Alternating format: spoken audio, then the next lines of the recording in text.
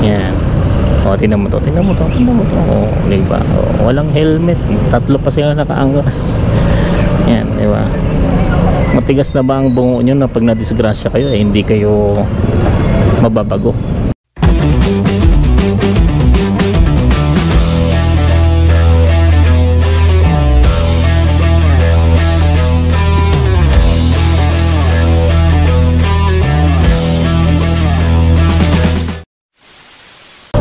Yun, no? May aso.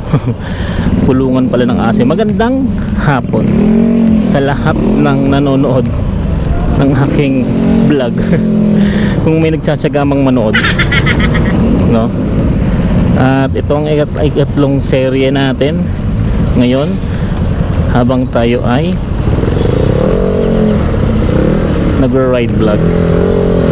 Ayan. Tayo ngayon ay pauwi na ng bahay. Ayan. At ang tawag dito, naglalakbay galing sa trabaho ko. Uy, ang ganda ng kotse, oh. Of course, pauwi ng bahay. Yun nga. Pauwi ng bahay. Ganda ng kotse. Toyota Supra. Ha, alam ko siya. Hanggang load na lang tayo. Well, ako, meron naman akong 4 panis. Okay. So, ang bagal niya. Lagpasan na natin kasi dito lang tayo sa motorcycle lane. Ayan. Nagbablog tayo. Sunod tayo sa batas kasi be a role model, sabi nga nila. So what's up mga kakuya Dens, ano ang meron tayo ngayon? Yan, ride vlog malamang. Okay, so nung second episode natin ay yung papasok tayo na inabutan tayo ng mahiwagang ulan. Grabe yan, ano? So may jeep sa harapan ko, and paano ko makakatakas sa kanya. And ngayon naman sa ating third issue ng ating ride with Quattro, o para sa mga hindi nakakalam bakit Quattro pangalan nito, dahil ang Quattro ko siya binili. Singit na yun. Ayan, o tapos balik sa ano. So this is a ride vlog with me and Quattro. Okay, and of course this is a ride vlog lang, pauwi ng bahay. Habang nag-ride, kwentuhan lang tayo. Parang gusto kong umiba ng daanan yan, pero ayoko. Ayan, nung first episode natin, we go to this ang tawag dito, way. Tapos na nga muna tayo kasi ako rin naman ay magle-left turn na. So dito na tayo. Ayan, diretso na tayong dito kasi punta rin naman akong left turn dun. Kuya, ang ganda pa naman kotse, Subaru. Uy, dire-diretso. Sige pa, thank you. Ayan. So tutumbukin na natin ang Baliwan, tawagin. Naku nanay, hindi naman tawiran dito nanay. Yan. Bakit kasi dyan kayo tumatawid nanay? Oh yan, tinan mo. Kami naman. Pare ko. Okay. So ito na nga. Ano latest chair? Ang daldal ko, no? Maghapon na nga ako nagtuturo, daldal pa rin ako. So still nagtuturo pa rin ako para dun sa mga tagal nang nanonood sa akin. Ayan. Feature pa rin naman ako, na naman nabago. Nabago lang yung position. Okay. Anyways, yan, dito na tayo sa pupuntang munisipyo ng Parañaque. Dito natin tutumbukin yung daanan, and then going tayo diretso ng ayan, ganda pa ng Birchman, pero yung rider, di ba? Rider, ang helmet. Ayan. So anyways, ayan, ano yung sinasabi ko kanina, dito tayo at tutumbukin natin yung munisipyo. Pag diretso tayo, tatagos tayo ng Better Living, and then doon tayo lulusot papuntang Bikutan, kung saan ang aking tahanan o rhyming. Ayan.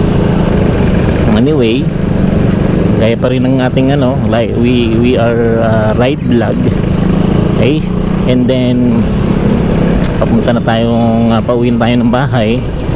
At we are featuring yung ating way ng pagmamaneho. Ay, bigla ko na-miss si Gracie. 2 beses lang yata ako nakapag-vlog dun kasama si Gracie. Yung isa, yung daldal vlogs ko, tsaka yung pangalawa, yung drive ko galing sa STI. Nagtatrabaho pa ako sa STI, ano. The rest wala na. Alam nyo, nung nag-4 wheels ako, lalo akong nadisiplina nung mag-drive. Talaga naman kasing ang laking sasakyan dala mo. Naramdaman ko na yung mga sentimento ng mga lagi nagpo-4 wheels kapag may kasabay silang motor sa kalsada. Pero siyempre, as a rider and as a driver, nandun ka sa middle na naiintindihan mo sila. Ano? Pero yun nga, nag-drive na ulit ako ng 4 wheels.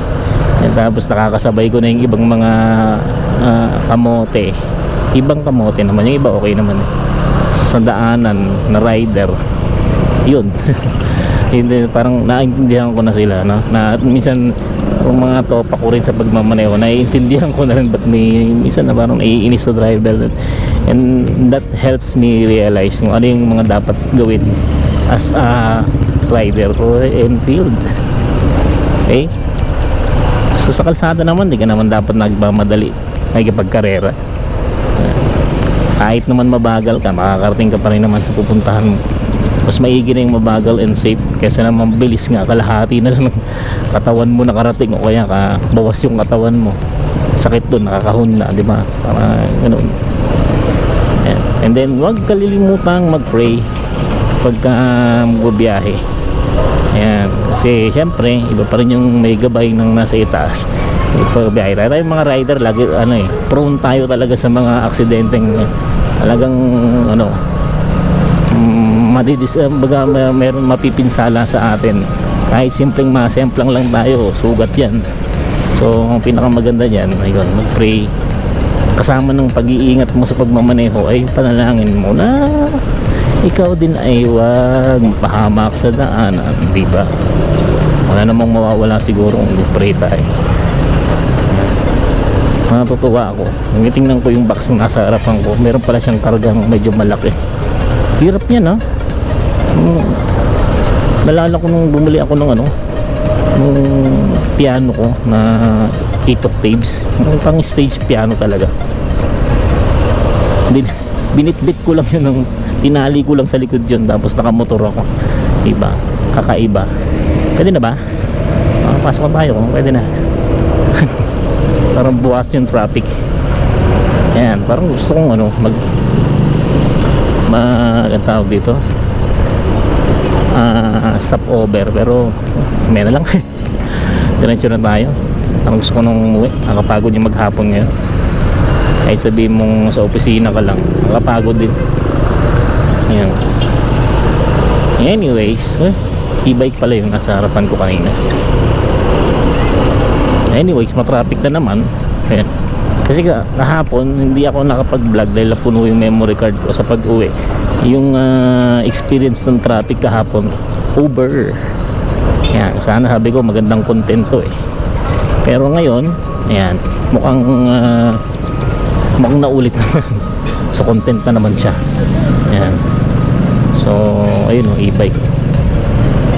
Galing. Alam mo, motor Anyways, eto, nararamdaman na natin yung traffic dito pa lang. Tama ba? O baka naman meron lang mga nagbabaking ako. Kasi minsan, sobrang traffic dito, naabot hanggang dito yung traffic, yung heavy traffic. Tapos tawag dito, inaayos naman ng mga Skyway, mga traffic enforcer ng Skyway. So, tinutulungan naman nilang maayos yung traffic. Malamang naman. Doon lang siguro malapit ngayon sa Bikutan Interchange. Medyo nagsisikip. Tahanan natin si Kuya. Galing nung ibay ko nung bilis.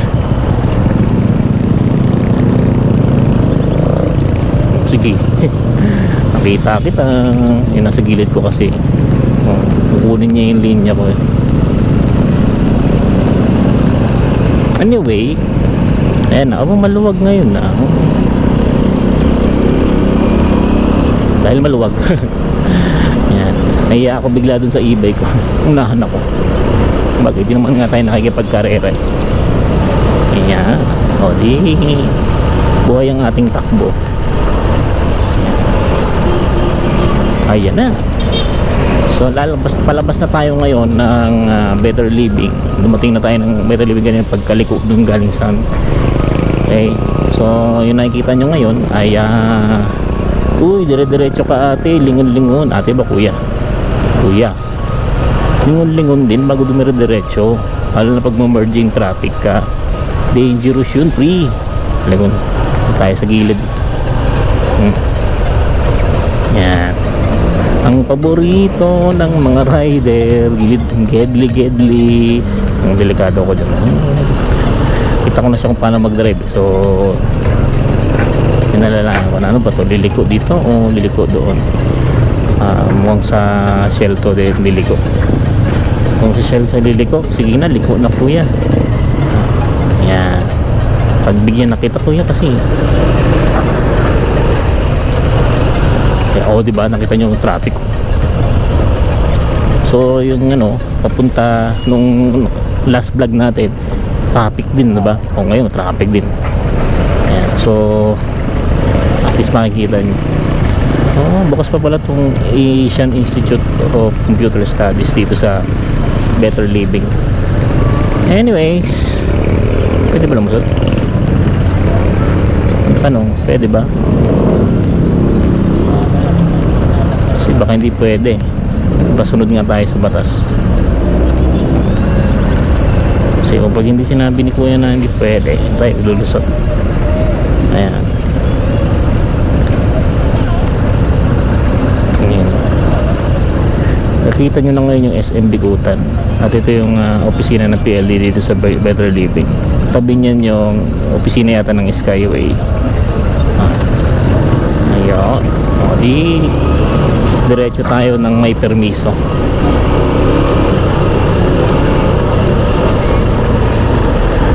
Good.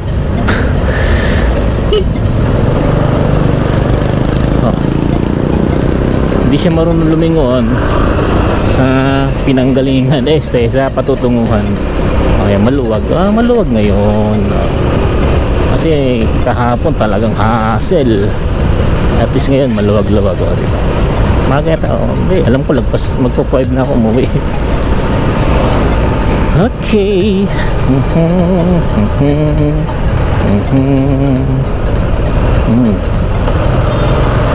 Of course, pwesto tayo sa magandang pwestuhan. Diba? Dito tayo. Magandang pwestuhan ba to?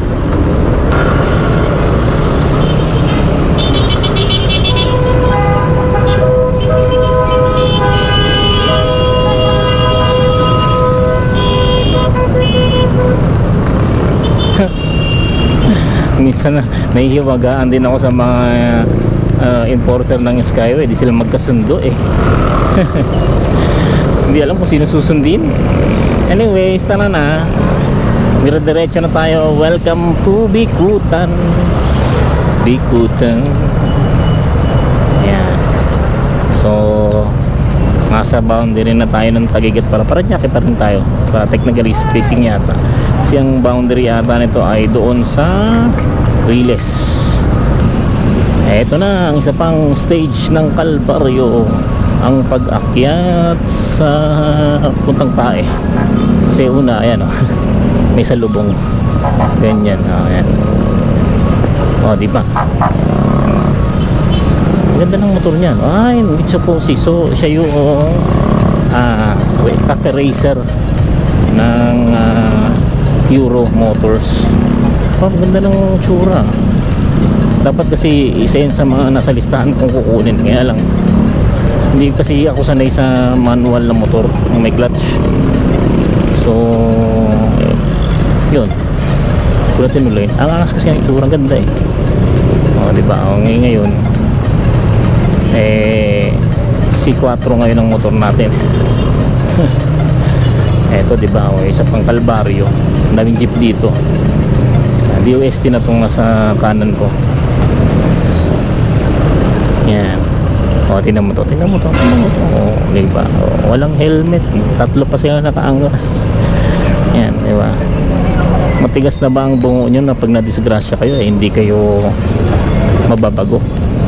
Si ate lusot kasi e-bike. Mukha lang siyang motor. Pero sa guidance na inilabas ng LTO ngayon, dapat ang mga e-bike meron pa rin dapat na ayan, tingnan mo, e-bike yan. Hindi yan motor, e-bike yan. So okay lang na wala siyang help, pero yun nga, sa nilabas na ano, na tawag ito, guidelines ni LTO sa mga e-vehicles, dapat mga ganyang klase na may helmet protection na rin eh. Anyways, baka hindi na ako magpaabot ng video doon hanggang bahay, baka dito na lang tapusin ko lang, malapit na rin naman ako at may dadaanan lang din. So you know the drill, subscribe to our channel, like our videos, and pakishare kung may time pa kayo, please naman. And then sa mga sumusubaybay sa atin, salamat kahit konti lang kayo ay andyan pa rin kayo nanonood sa akin kahit ang tagal kong di nag-upload. Yan. And then also abang-abangan lang ating mga vlogs, ride vlogs and other vlogs na nilalagay ko sa aking channel. This is your Kuya Dens na nagsasabing liliko siya sa kaliwa. Saan siya pupunta sa kaliwa? Okay, didiretso siya. Okay, wala kasing pakaliwa dito, maliit lang yan. This is your Kuya Dens signing off. Malibre kayo, sahod pala ngayon. Bye bye. Ayan. Ingat sa mga riders na kapwa ko riders. Ayan.